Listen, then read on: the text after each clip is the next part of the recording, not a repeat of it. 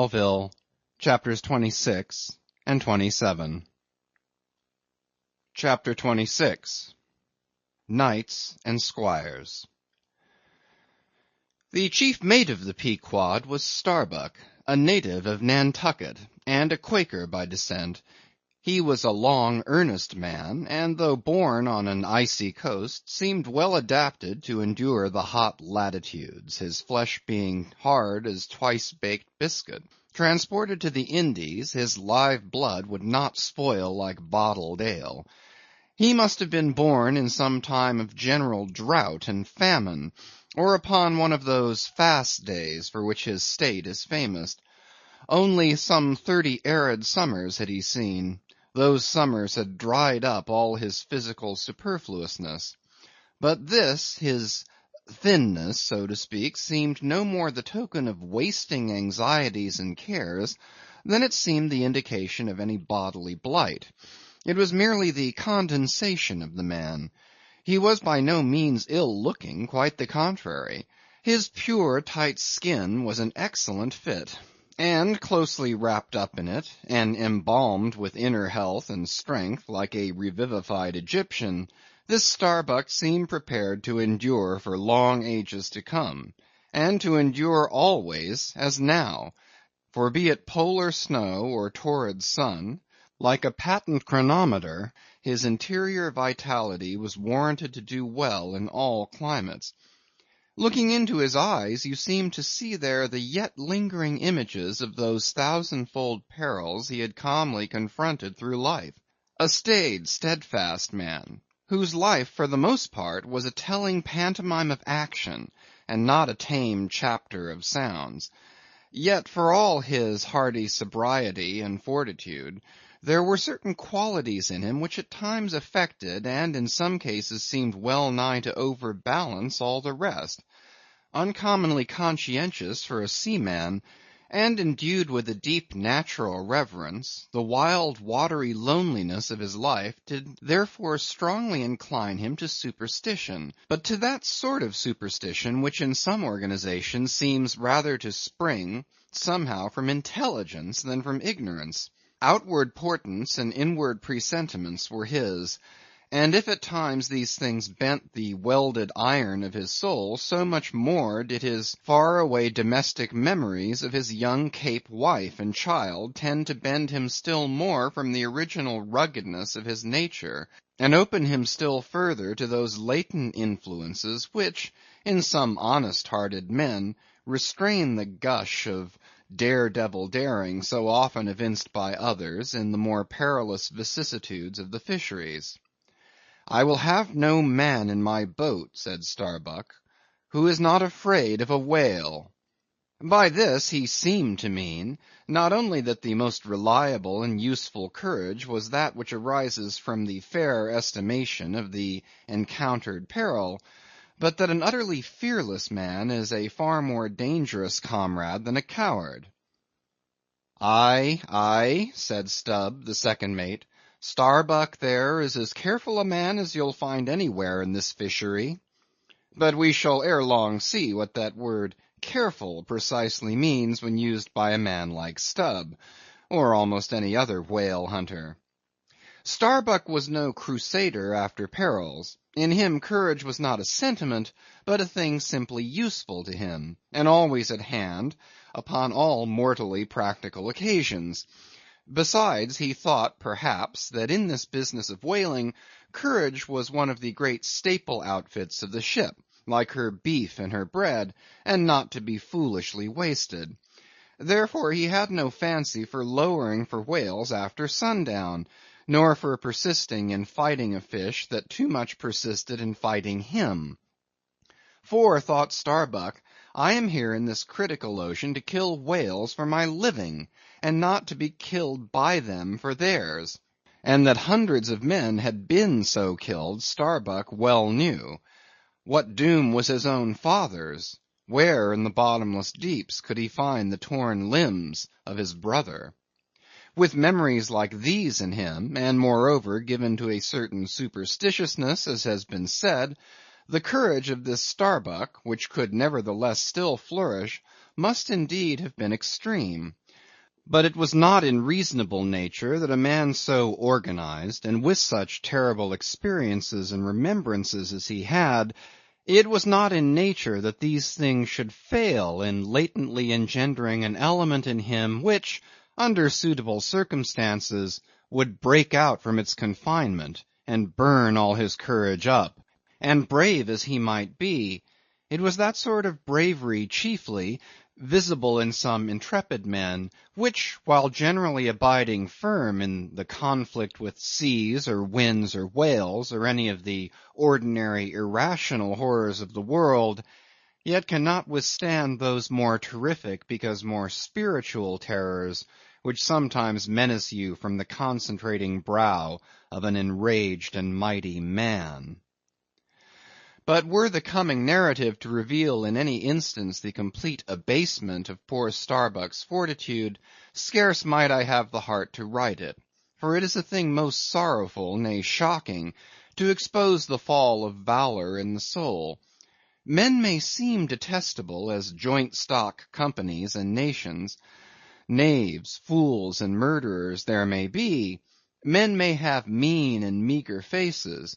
But man, in the ideal, is so noble and so sparkling, such a grand and glowing creature, that over any ignominious blemish in him all his fellows should run to throw their costliest robes.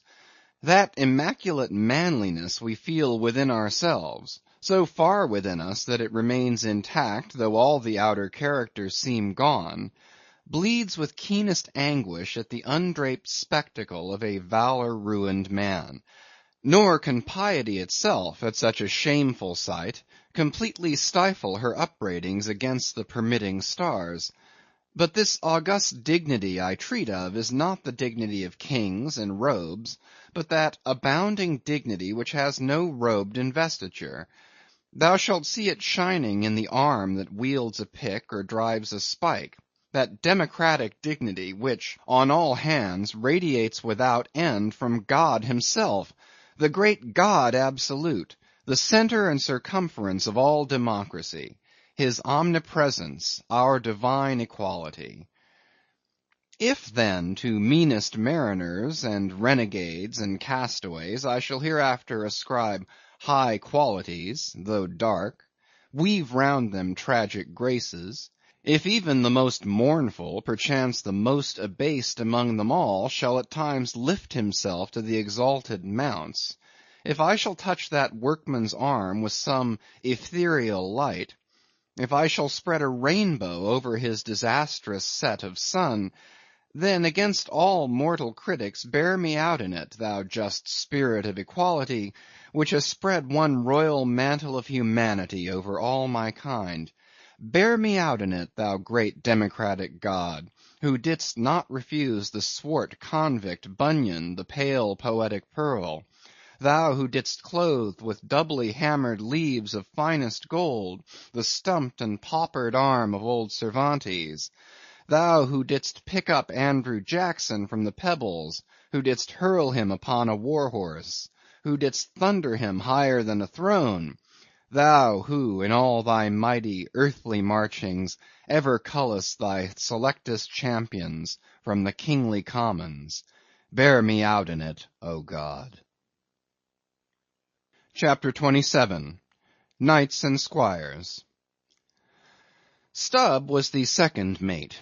He was a native of Cape Cod, and hence, according to local usage, he was called a Cape Codman. A happy-go-lucky, neither craven nor valiant, taking perils as they came with an indifferent air, and while engaged in the most imminent crisis of the chase, toiling away calm and collected as a journeyman joiner engaged for the year.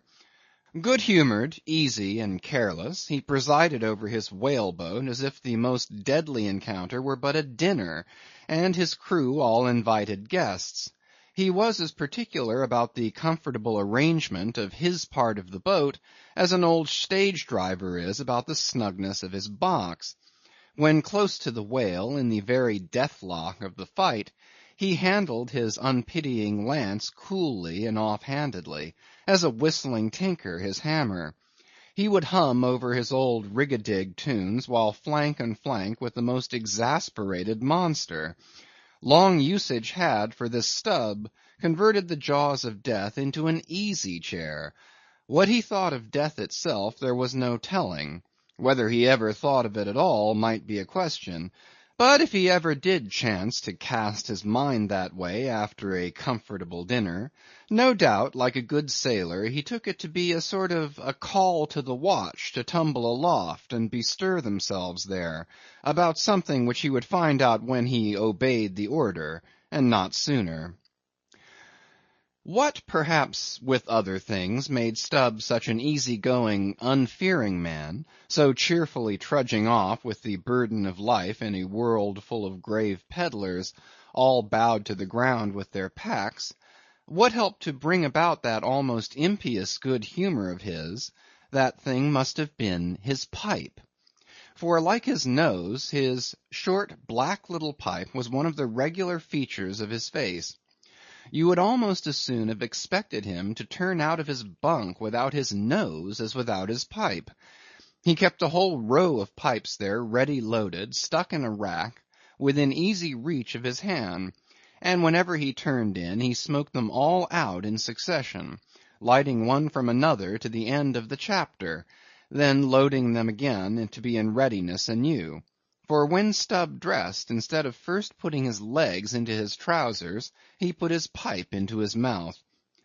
I say this continual smoking must have been one cause, at least, of his peculiar disposition, for everyone knows that this earthly air, whether ashore or afloat, is terribly infected with the nameless miseries of the numberless mortals who have died exhaling it. And as in a time of cholera some people go about with camphorated handkerchiefs to their mouths, so likewise against all mortal tribulations, Stubb's tobacco smoke might have operated as a sort of disinfecting agent. The third mate was Flask, a native of Tisbury in Martha's Vineyard, a short, stout, ruddy young fellow, very pugnacious concerning whales, who somehow seemed to think that the great leviathans had personally and hereditarily affronted him, and therefore it was a sort of point of honor with him to destroy them whenever encountered.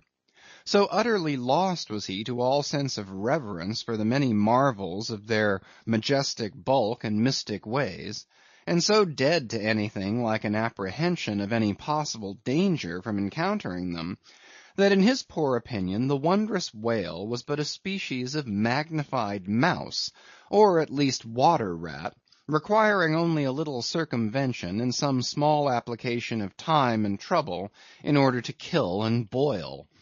This ignorant, unconscious fearlessness of his made him a little waggish in the matter of whales. He followed these fish for the fun of it, and a 3 years' voyage round Cape Horn was only a jolly joke that lasted that length of time.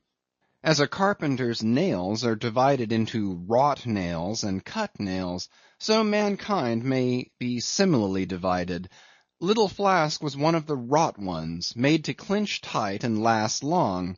They called him King Post on board the Pequod, because in form he could be well likened to the short square timber known by that name in Arctic whalers, and which by the means of many radiating side timbers inserted into it, serves to brace the ship against the icy concussions of those battering seas. Now these three mates, Starbuck, Stubb, and Flask, were momentous men. They it was who by universal prescription commanded 3 of the Pequod's boats as headmen. In that grand order of battle in which Captain Ahab would probably marshal his forces to descend on the whales, these 3 headsmen were as captains of companies, or, being armed with their long, keen whaling spears, they were as a picked trio of lancers, even as the harpooneers were flingers of javelins.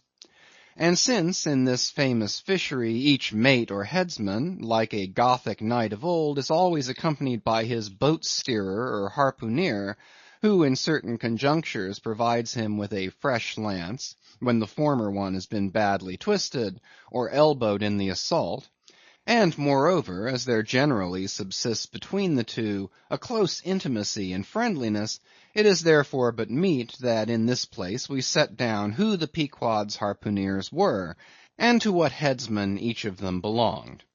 First of all was Queequeg, whom Starbuck, the chief mate, had selected for his squire, but Queequeg is already known. Next was Tashtego, an unmixed Indian from Gayhead, the most westerly promontory of Martha's Vineyard, where there still exists the last remnant of a village of red men, which has long supplied the neighboring island of Nantucket with many of her most daring harpooneers. In the fishery they usually go by the generic name of Gay Headers. Tashtego's long, lean, sable hair, his high cheekbones and black rounding eyes, for an Indian Oriental in their largeness, but Antarctic in their glittering expression, all this sufficiently proclaimed him an inheritor of the unvitiated blood of those proud warrior hunters, who, in quest of the great New England moose, had scoured, bow in hand, the aboriginal forests of the Main. But no longer snuffing in the trail of the wild beasts of the woodland, Tashtego now hunted in the wake of the great whales of the sea, the unerring harpoon of the sun fitly replacing the infallible arrow of the sires. To look at the tawny brawn of his lithe, snaky limbs, you would almost have credited the superstitions of some of the earlier Puritans, and half believed this wild Indian to be a son of the prince of the powers of the air. Tashtego was Stubb, the second mate's squire. Third among the harpooneers was Daggoo, a gigantic coal-black negro savage with a lion-like tread, an Ahasuerus to behold. Suspended from his ears were two golden hoops, so large that the sailors called them ring-bolts, and would talk of securing the topsail halyards to them. In his youth Daggoo had voluntarily shipped on board a whaler, lying in a lonely bay on his native coast, and never having been anywhere in the world but in Africa, Nantucket, and the pagan harbors most frequented by whalemen, and having now led for many years the bold life of the fishery in the ships of owners uncommonly heedful of what manner of men they shipped, Daggoo retained all his barbaric virtues, and erect as a giraffe, moved about the decks in all the pomp of 6 feet 5 in his socks. There was a corporeal humility in looking up at him, and a white man standing before him seemed a white flag come to beg truce of a fortress. Curious to tell, this imperial negro, Ahasuerus Daggoo, was the squire of Little Flask, who looked like a chessman beside him. As for the residue of the Pequod's company, be it said that at the present day not more than 1 in 2 of the many thousand men before the mast employed in the American whale fishery are Americans born, though pretty nearly all the officers are. Herein it is the same with the American whale fishery as it is with the American army and military and merchant navies, and the engineering forces employed in the construction of the American canals and railroads. The same, I say, because in all these cases the native American liberally provides the brains, the rest of the world is generously supplying the muscles. No small number of these whaling seamen belong to the Azores, where the outward bound Nantucket whalers frequently touch to augment their crews from the hardy peasants of those rocky shores. In like manner the Greenland whalers sailing out of Hull or London put in at the Shetland Islands to receive the full complement of their crew. Upon the passage homeward they drop them there again. How it is, there is no telling, but islanders seem to make the best whalemen. They were nearly all islanders in the Pequod. Isolatos, too, I call such, not acknowledging the common continent of men, but each isolato living on a separate continent of his own. Yet now, federated along one keel, what a set these isolatos were! An Anacharsis Cloots deputation from all the isles of the sea, and all the ends of the earth, accompanying old Ahab in the Pequod, to lay the world's grievances before that bar from which not very many of them ever come back. Black little Pip, he never did. Oh no, he went before. Poor Alabama boy! On the grim Pequod's forecastle you shall ere long see him, beating his tambourine, prelusive of the eternal time, when sent for, to the great quarter deck on high, he was bid strike in with angels, and beat his tambourine in glory. Called a coward here, hailed a hero there. End of chapters 26 and 27.